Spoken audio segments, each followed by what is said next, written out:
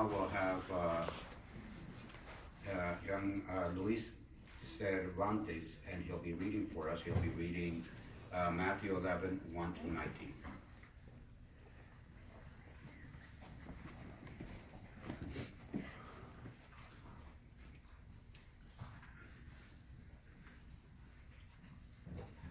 When Jesus had finished giving instructions to his 12 disciples, he sent out from there to teach and preach in the cities. But John, having heard in jail about the works of the Christ, sent his disciples to ask him, "Are you the coming one, or are we to expect a different one?" In reply, Jesus said to them, "Go and report to John what you are hearing and seeing. The blind are now seeing, and the lame are walking. The lepers are being cleansed, and the deaf are hearing. The dead are being raised up, and the poor are being told the good news. Happy is the one who finds no cause for stumbling in me." While these were on their way, Jesus began to speak to the crowds about John. "What did you go out in the wilderness to see? A reed being tossed by the wind? What, then, did you go out to see? A man dressed in soft garments? Why, those wearing soft garments are in the houses of kings. Really, then, why did you go out? To see a prophet? Yes, I tell you, and far more than a prophet. This is the one about whom it is written, 'Look, I am sending my messenger ahead of you, who will prepare your way ahead of you.'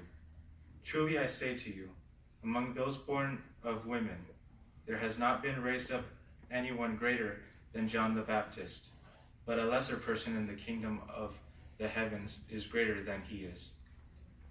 From the days of John the Baptist until now, the kingdom of the heavens is the goal towards which men press, and those pressing forward are seizing it. For all, the prophets and the law, prophesied until John, and if you are willing to accept it, he is Elijah who is to come.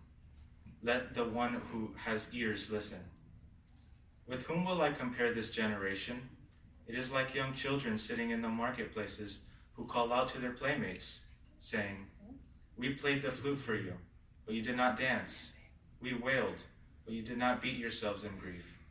Likewise, John came neither eating nor drinking, but people say, 'He has a demon.' The Son of Man did come eating and drinking, but people say, 'Look, a man who is a glutton and is given to drinking wine, a friend of tax collectors and sinners.' All the same, wisdom is proved righteous by its works."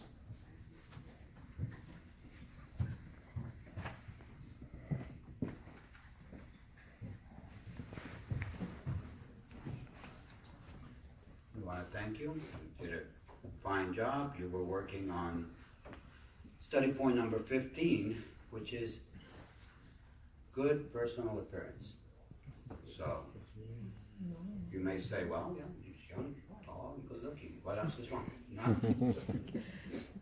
But the way we present ourselves should represent who are we representing. So, for example, we should always have good personal appearance, especially when we're in service or when we're out in the field ministry or we're here, because we're representing Jehovah himself, the Christian congregation. So would you go in tattered clothes, perhaps to a job interview? Would you go to meet a dignitary in a pair of shorts? Absolutely not. So the way we dress reflects the dignity of where we are. And so our clothes should be modest, dignified for the occasion. Perhaps we say to ourselves, well, there's a new fad that, or a new, what is it? Fashion. I have a magic closet, everything just appears. But you have new fashion, and this is the way everybody's doing it. But it may not, just because everybody's doing it, it may not be dignified. So what do we want to do? What everybody does? Or do we want to dignify Jehovah?